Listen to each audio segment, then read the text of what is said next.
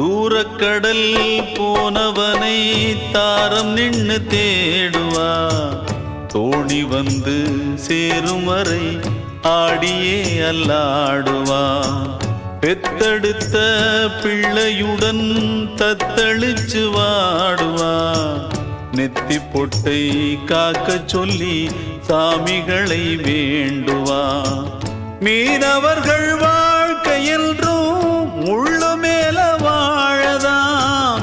தூர காத்து ஆட்டி வைக்கும் சின்ன தென்னம்பாளைதான். மானே ஓ மானே ஓ, கடலில் எழும்புற அலைகளை கேளடி ஓ மானே.